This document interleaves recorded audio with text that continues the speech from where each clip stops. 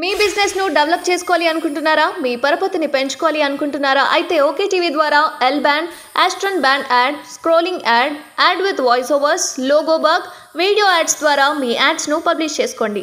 సంప్రదించవలసిన phone number 8520917933. ఇక్కడ కేసీఆర్, అక్కడ మోదీ. స్కామ్లు, బలవంతపు వసూళ్లు, ట్యాపింగ్లు. పైసలు ఇచ్చుకోండి, దందా చేసుకోండి నినాదం. ప్రపంచంలోనే అతిపెద్ద స్కామ్ ఎలక్టోరల్ బాండ్లు. తెలంగాణలో బీజేపీ బి టీం మట్టి కరిపించాం. లోక్సభ ఎన్నికల్లో బీజేపీని ఓడిస్తాం, గెలుపు మాదే. మేనిఫెస్టోలో విప్లవాత్మకం, దేశ ముఖ చిత్రం మారిపోతుంది. చిన్న పిల్లాడు పిలిచిన తక్షణం తెలంగాణలో వాలిపోతా.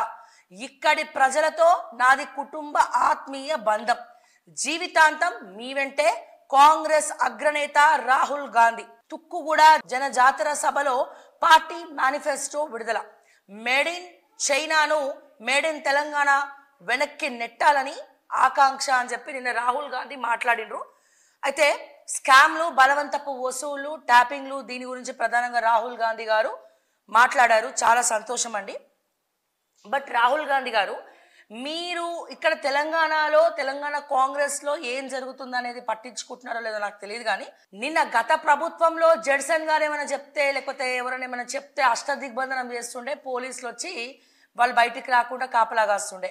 సో నిన్న జడ్సన్ అన్న బయటికి రాకుండా కాంగ్రెస్ ప్రభుత్వం, అంటే మీ ప్రభుత్వం కూడా కానిస్టేబుల్ని పంపించి ఆయన ఇంటి నుండి బయటికి రాకుండా చేసిండ్రు.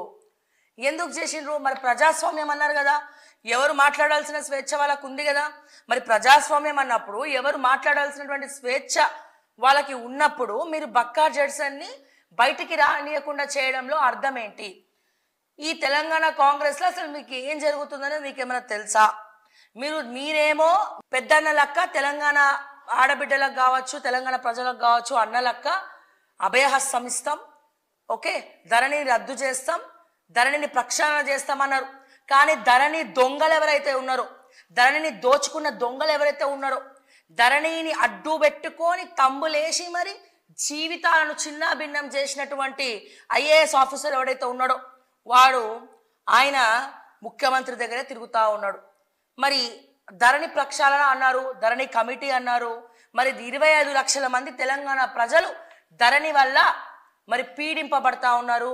మరి మీ భూమాత ఏమైంది? ధరణిలో సవరణలు చేసి, ముటేషన్లు కావాల్సిన వాళ్ళకి ముటేషన్లు చేసి, పేర్లు సవరణలు కావాల్సిన వాళ్ళకి సవరణలు చేసి, ఇవన్నీ కూడా చేస్తాం అని చెప్పి హామీ ఇచ్చింది రాహుల్ గాంధీ గారు. సో ఇదే లాస్ట్ టైం సభ సాక్షిగా ధరణి గురించి రాహుల్ గాంధీ గారు వ్యాఖ్యలు చేసిండ్రు. కానీ ఇప్పుడు మీరేమంటారు? మళ్ళా ఈ రేవంత్ రెడ్డి గారు ముఖ్యమంత్రి అయినరు, చాలా సంతోషం. రేవంత్ అన్న ముఖ్యమంత్రి అవుడు అందరు కూడా ఇష్టమే, కాదనం. కానీ తెలిసి చేస్తున్నారా, తెలియక చేస్తున్నారా, కావాలనే చేస్తున్నారా, వాంటెడ్లీ చేస్తున్నారా, ఎట్లా చేస్తున్నారా అనేది తెలియదు. కానీ సో ఈ రుణమాఫీ గురించి నేను నిన్న కూడా చెప్పిన, మొన్న కూడా చెప్పిన, రుణమాఫీ కాకుండా లోక్సభ ఎన్నికలకు కాంగ్రెస్ పార్టీ పోతే రైతుల ఓట్లు కాంగ్రెస్ పార్టీకి పడబోవు. ఎందుకంటే ఇప్పటికే గతంలో చూసుకున్నట్టయితే గత ప్రభుత్వం కూడా రుణమాఫీ చేస్తాం అని చెప్పి మేనిఫెస్టోలో పెట్టినటువంటి రుణమాఫీని ఎలక్షన్స్ టైంలో రుణమాఫీ చేసింది. అది కూడా 1,00,000 రూపాయలు. పోనీ ఆ రుణమాఫీ అయిన తర్వాత ఈ ఇంట్రెస్ట్ కింద పైసలు జమ కట్టుకోవడానికి గత ప్రభుత్వము రైతు బంధు వేస్తే బ్యాంకులు రుణమాఫీ చేయకపోయినా ఆ రైతు బంధుని ఇంట్రెస్ట్ కింద జమ కట్టుకొని తీసుకోవడం జరిగింది. కానీ ఇప్పుడు పరిస్థితి ఏంది? ఇంట్రెస్ట్ కింద రుణమాఫీ ఏమో మీ ప్రభుత్వం చేస్తా అన్నది చేస్తలేదు, ఇంకా చేస్తలేదు. 100 రోజులు అయింది కదా శ్రావ్య అంటుండొచ్చు మీరు. కానీ మీరు చెప్పిన మాటలు ఏంది? 100 రోజులు కాదు. రుణమాఫీ గురించి మనం ఎక్స్క్లూజివ్గా మాట్లాడినట్టయితే రుణమాఫీ మీరు కేవలము ఎప్పుడు చేస్తానారండి? రుణమాఫీ మీరు కేవలం ప్రమాణ స్వీకారం అయిన రోజే, సంతకం పెట్టిన రోజే రేవంత్ రెడ్డి గారు ఏం చెప్పారు? అర్జెంటుగా ఉండి లుంగిలు కట్టుకొని ఎక్కడ వాళ్ళు అక్కడ పోయి 2 లక్షలు తెచ్చుకొని బ్యాంకులకు వెళ్ళి నేను సంతకం పెట్టగానే ముఖ్యమంత్రిగా మీకు రుణమాఫీ చేస్తాం అని అనౌన్స్ చేసిండు అదే రోజు. కానీ ఇప్పటి వరకు దాని ఊసు కాదు కదా, దాని గురించి ఎవరు మాట్లాడట్లే. పైగా మన ఉత్తమ్ కుమార్ రెడ్డి గారు లోక్సభ అయిన తర్వాత ఇప్పుడు ఎలక్షన్ కోడ్ కాబట్టి అందుకే రుణమాఫీ చేస్తలేము, ఎలక్షన్ కోడ్ అయినాక చేస్తామని చెప్పి మాట్లాడుతూ ఉన్నారు.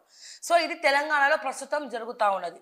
సో ఇంకా ఈ 6 గ్యారంటీల గురించి ప్రజలందరూ కూడా అడుగుతున్నారు, ఎదురు చూస్తూ ఉన్నారు. మీరేమో ఇంకో 5 గ్యారంటీల గురించి మాట్లాడుతున్నారు. సరే, చాలా సంతోషం రాహుల్ గాంధీ గారు, దానికి మేమేం అనట్లేదు. ఇక్కడ ముఖ్యంగా మీరు చిన్న పిల్లాడు పిలిచిన తక్షణం తెలంగాణలో వాలిపోతా, మరి మేము మస్సాలు పిలిచినాం, మీరు ఎందుకో వాలిపోలేదు.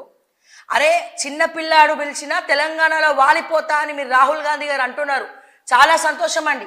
ఢిల్లీలో ఎక్కడో ఉన్నటువంటి రాహుల్ గాంధీ గారు తెలంగాణలో ఉన్నటువంటి చిన్న పిల్లాడు పిలిస్తే వచ్చి వాలిపోతా అంటున్నారు. మరి నేను అదే అడుగుతున్నా, మరి ఇక్కడే ఉన్నటువంటి తెలంగాణ ముఖ్యమంత్రి అయినటువంటి అనుముల రేవంత్ రెడ్డి గారు మేము అన్నా అంటే చెల్లెమ్మ అని ఉరికొస్తలేడు. ఒకరోజు మాత్రమే ఆ యశోద హాస్పిటల్కి పోయినప్పుడు ఎవరో అన్నా అంటే చెప్పమ్మా అని చెప్పి యశోద హాస్పిటల్లో పోయి మరి అదేదో చూడండి అని చెప్పి ఒక మాట చెప్పిండు. చాలా సంతోషం, మేము దాన్ని కూడా చాలా సంతోషపడ్డాం. కానీ రేవంత్ రెడ్డి గారు అపాయింట్మెంట్ కావాలంటే ప్రజలు ఎక్కడికి పోవాలి? ప్రజా దర్బార్లో ప్రజా సమస్యలు ముఖ్యమంత్రి గారు తెలుసుకుంటానన్నారు. అప్పట్లో వైఎస్ రాజశేఖర రెడ్డిని మార్క్ లాగా తలదన్నిలాగా వైఎస్ పాలన ఎట్లయితే ఉందో అట్లనే నేను కూడా పాలిస్తా అన్నాడు. కానీ ప్రజా దర్బార్లో ఈ ఒక్కరోజు మాత్రమే రేవంత్ రెడ్డి గారు ప్రజా దర్బార్కి పరిమితమైండ్రు. దాని తర్వాత ఏ రోజు కూడా ప్రజా దర్బార్లో రేవంత్ రెడ్డి గారు కనబడలే. ప్రజా దర్బార్కి, ప్రగతి భవన్కి, ప్రజాభవన్కి అసలు తెలంగాణ ప్రజలు ఎందుకు వస్తున్నారు?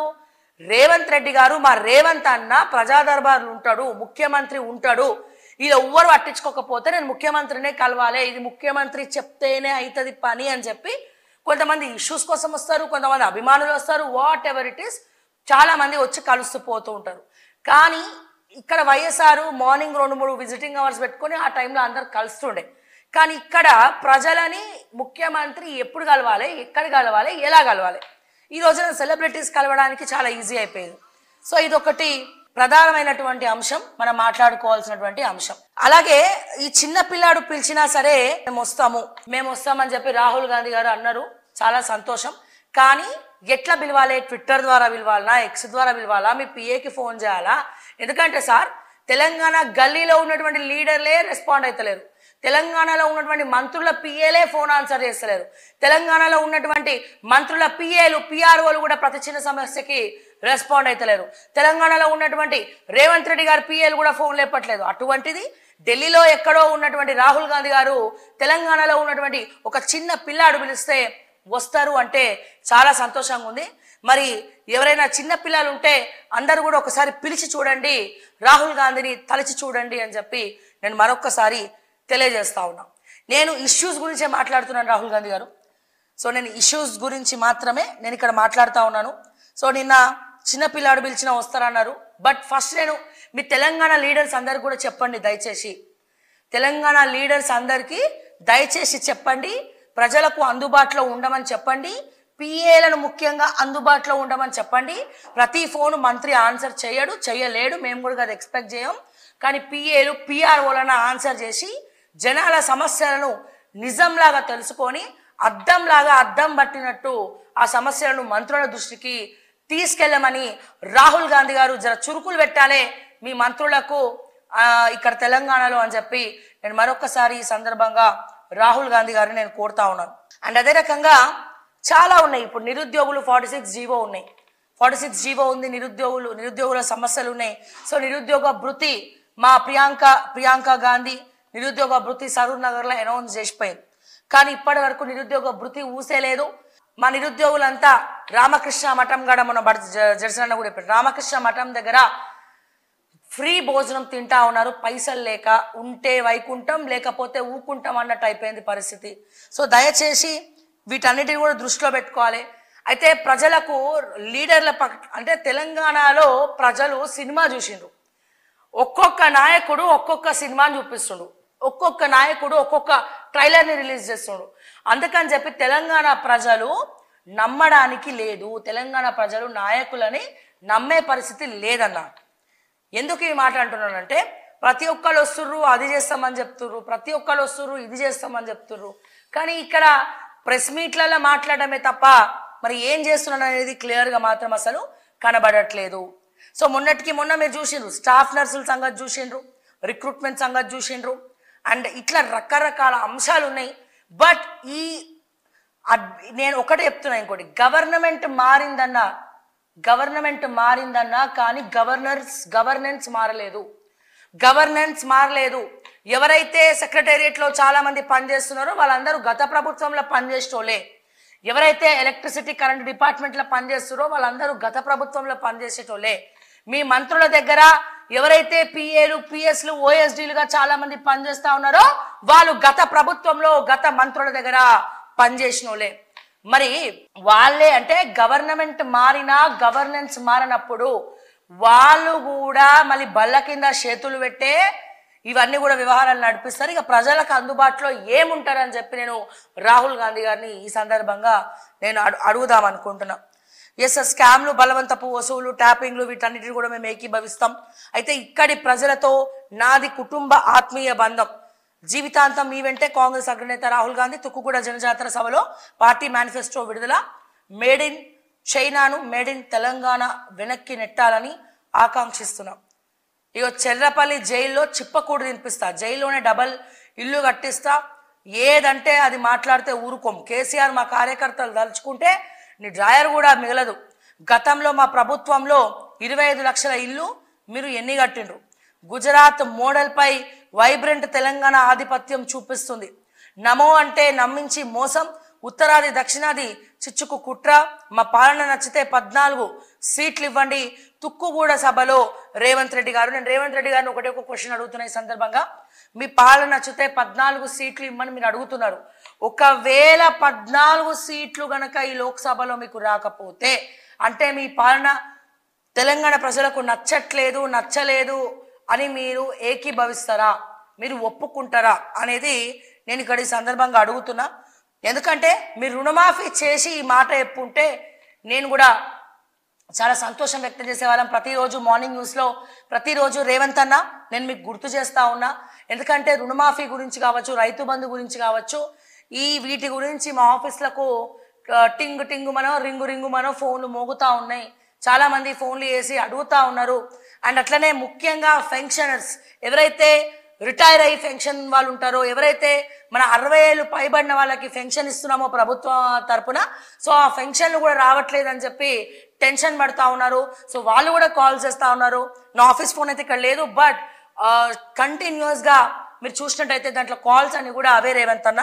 సో అందుకనే నేను దయచేసి నేను చెప్తా ఉన్నాను, నేను ఒకటే, దయచేసి సవరణలు చేసుకోండి. గత ప్రభుత్వానికి మేము ఎన్ని సలహాలు సూచనలు ఇచ్చినా వాళ్ళు మమ్మల్ని శత్రువుల కింద జమగట్టి మా మీద అడ్డమైన కేసులన్నీ పెట్టిండ్రు. కానీ నేను ఇప్పుడు ఒకటే చెప్తున్నా, ఇప్పుడు కూడా నేను ప్రజల తరపునే మాట్లాడుతున్నాను. ప్రజల సమస్యలను మీ దృష్టికి తీసుకొస్తా ఉన్నా. నేను నమ్ముతున్నా సీఎంఓలో ప్రతి వీడియో కూడా కొన్ని మీరు చూస్తారని కూడా నాకు తెలుస్తూ ఉన్నాయి, నా దృష్టికి వస్తూ ఉన్నాయి. సో మీ దాకా రీచ్ అయ్యి అట్లీస్ట్ 2-3 సమస్యలైనా ప్రజలకు తీరితే అంతకన్నా సంతోషం నాకేమీ లేదు అని చెప్పి నేను మరొకసారి తెలియజేస్తూ, ఈ లోక్సభ అయ్యే లోపల నేను తుక్కుగూడ సభలో కూడా రుణమాఫీ అనౌన్స్ చేయండి అని చెప్పినాను. మొన్న దాదాపు వారం రోజుల నుంచి కూడా మాట్లాడుతూ ఉన్నాను. బట్ నిన్న తుక్కుగూడలో రుణమాఫీ గురించి ఊసు ఎత్తలేదు, దాని గురించి మాట్లాడలేదు. సో దయచేసి ఫస్ట్ లోక్సభ లోపల రుణమాఫీ ఒక్కటి, రైతుల కోసం రుణమాఫీ ఒక్కటి చేయండి. వీలైతే నిరుద్యోగ భృతిని కూడా అనౌన్స్ చేయండి. ఎందుకంటే రేపటి రోజున లోక్సభలో సో ఖచ్చితంగా ఈ రుణమాఫీ బాధితులు అంటే ఎవరైతే రైతులు పోయి లోన్లు తెచ్చుకున్నారో వాళ్ళు, అండ్ అలాగే నిరుద్యోగ భృతి రాని నిరుద్యోగులు, వీళ్ళందరూ కూడా ఓట్లు వేయడం కొంచెం కష్టం. కొంచెం బాగా గ్రౌండ్లో నెగటివిటీ అనేది బాగా స్ప్రెడ్ అయింది. అప్పుడే 100 రోజుల పాలనలో నెగటివిటీ స్ప్రెడ్ అయింది. ఎందుకంటే మీరు 100 రోజుల్లోనే అన్ని చేసి చూపిస్తామన్నారు. అది అసాధ్యమని నాకు తెలుసు, మీకు తెలుసు, చాలా మందికి తెలుసు. 100 రోజుల్లో కూడా ఏది కాదు. కానీ కొన్ని చిన్న అనౌన్స్మెంట్లు అన్న రుణమాఫీ లాంటివి, అండ్ అట్లనే పెన్షన్, నిజంగా ఈ మందుల కోసం పనికొచ్చే పెన్షన్, రిటైర్ అయిన వాళ్ళకి పెన్షన్ రావడం అనేది వాళ్ళు టెస్ట్లకో మెడిసిన్స్కో వాటికో వాడుతూ ఉంటారు. సో వాళ్ళకి పెన్షన్ రాకపోవడం కూడా చాలా బాధాకరం. సో వాళ్ళు కూడా దయచేసి కాంగ్రెస్ ప్రభుత్వం దృష్టికి ఈ విషయాన్ని తీసుకెళ్ళండి, మాకు పెన్షన్ రావట్లేదు, ఇవి వేయమని చెప్పండి అని చెప్పి మాకు ఫోన్లు చేస్తూ ఉన్నారు. మేము ఎత్తకపోతే వాట్సాప్లలో కూడా మెసేజ్లు పెడతా ఉన్నారు రేవంత్ రెడ్డి గారు. సో దయచేసి వీటన్నిటిని కూడా మీరు దృష్టిలో పెట్టుకోండి. మీకు ఎవరైతే సలహాలు సూచనలు ఇస్తున్నారో, ఎవరైతే మిమ్మల్ని పొగుడుతున్నారో ఆ పొగిడేటోళ్ళని పక్కన పెట్టండి. ప్రశ్నించేటోళ్ళని మీరు దయచేసి సవరణలు ప్రశ్నిస్తుంటే దాంట్లో తప్పులు తెలుసుకొని సవరించుకుంటూ వెళ్ళండి అని చెప్పి నేను మరొకసారి రేవంత్ రెడ్డి గారికి తెలియజేస్తూ, చెర్లపల్లి జైల్లో చిప్పగూడు తినిపిస్తా అని చెప్పి గతంలో కూడా మీరు పిసిసి అధ్యక్షులుగా ఉన్నప్పుడు కూడా అదే మాట మాట్లాడిండ్రు. చెర్లపల్లి జైల్లో డబుల్ బెడ్రూమ్ ఇల్లు కట్టిస్తామన్నారు. బట్ ఇక్కడ చూస్తే అటువంటి సీన్ ఎక్కడా కూడా కనబడట్లేదు. ఎవరికో ఫేవరబుల్గా పనిచేయడానికే ఇక్కడంతా కూడా క్లియర్గా కనబడతా ఉంది. అండ్ మా దృష్టికి వచ్చినటువంటి విషయం ఏంటంటే, మా ఫోన్లు కూడా ట్యాప్ అవుతున్నాయి. అంటే ఈ ప్రభుత్వం కూడా కొంతమంది ఫోన్లు ట్యాప్ చేపిస్తున్నాయి. లేదా గత ప్రభుత్వంలో ఏవైతే నెంబర్లు సేవ్ అయి ఉన్నాయో, ఏవైతే నెంబర్లు సేవ్ అయ్యి రిజిస్ట్రేషన్ అయ్యి అందులో రిజిస్టర్ అయి ఉన్నాయో ట్యాపింగ్ దాంట్లో, ఆ నెంబర్లు ఇప్పుడు కూడా కంటిన్యూ అవుతూనే ఉన్నాయి, ఆల్వేస్ ట్యాపింగ్లోనే ఉన్నాయి అని చెప్పి కూడా మాకు తెలుస్తూ ఉన్నది. సో ట్యాపింగ్ చేయడం తప్పు అన్నారు. ఎస్, డెఫినెట్గా తప్పు. కానీ మీరు కూడా ట్యాప్ చేయడంలో అర్థం ఏందని నేను అడుగుతా ఉన్నా. ఈ రోజున జడ్సన్ని కూడా మీరు ముందే పసిగట్టి జడ్సన్ బయటికి రాకుండా కానిస్టేబుల్ని పెట్టిండ్రు. నేను ముందస్తు అరెస్ట్ చేసిండ్రు, ముందస్తు అష్టదిగ్బంధనం చేసిండ్రు. మరి జడ్సన్ బయటికి వెళ్తున్నాడు అనే విషయం మీకు ఎట్లా తెలిసింది? ఫోన్ ట్యాప్ చేయకుండానే ఈ విషయాలన్నీ కూడా మీకు తెలిసినాయా? ఇంటెలిజెన్స్కి తెలిసిందా? సో ఇవన్నీ కూడా కొన్ని డౌట్స్ ఉన్నాయి. సో మరి దీనికి కూడా దయచేసి సమాధానం చెప్పాలి.